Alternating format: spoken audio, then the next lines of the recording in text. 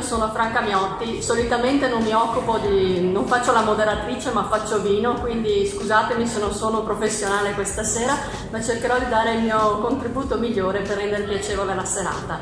Prima di tutto volevo ringraziarvi di essere venuti qui da parte dello studio C+, che questa sera presenta la nuova sede. Saranno questi locali, la prossima sede, il prossimo spazio dove loro lavoreranno. E colgo anche l'occasione per ringraziare le aziende che da più di 30 anni collaborano appunto con Diego, con i soci dello studio C+.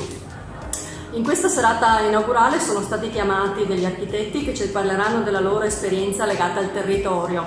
Noi comunque da bravi vicentini siamo stati molto fortunati, soprattutto anche nell'ambito del vino, perché abbiamo avuto un architetto doc che soprattutto a metà del 1500 è stato uno dei primi a ideare una vera e propria cantina. Sapete che Andrea Palladio nelle sue ville appunto è stato il primo a formulare, a capire che per vinificare bene, per mantenere il vino bisognava fare una cantina sotterranea. A quel tempo non c'erano le pompe, quindi era difficile trasportare il vino da una cantina all'altra, quindi era molto più facile produrre il vino e poi per forza di gravità, quindi farlo scendere sempre a fare delle cantine, diciamo, a multipiano.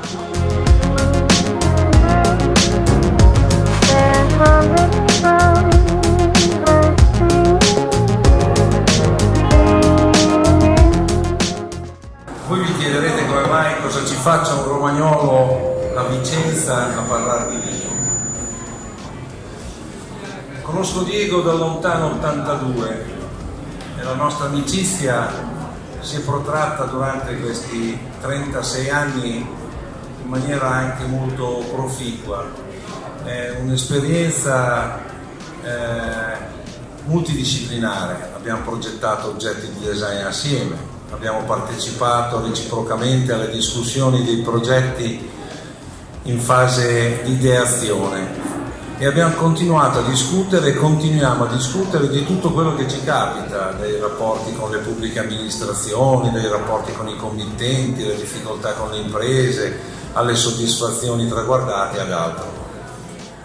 La cosa simpatica è che entrambi, come tutti i piccoli studi, proveniamo quasi sempre dal lavoro rivolto al privato, quindi partiamo con un discorso del mettere a posto la casa, del recuperare l'altra, del nuovo progetto, e su questo tema ci siamo confrontati.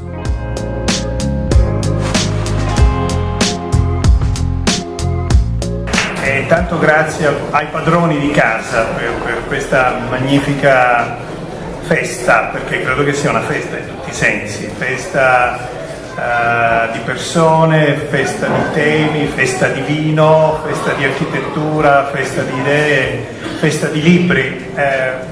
Un'occasione importante perché in un momento difficile del paese in cui, diciamo, la transizione certo non aiuta a sognare, a immaginare, a guardare oltre la quotidianità e i mille problemi, ritrovarsi per vedere, ascoltare e pensare alla bellezza credo che sia senza dubbio una cosa che ci fa molto bene.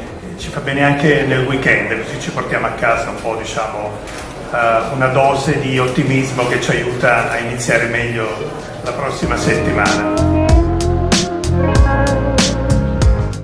Quando Diego Chilò mi ha chiesto di parlare anche all'inaugurazione del nuovo studio C+ Partners, dopo averlo già fatto alla sua antologica a Trento nel 2014 e la mostra Saper fare per fare a Bassano del 2016, ho capito che sono diventato per suo volere una sorta di alter ego, cioè colui che rappresenta un'altra persona.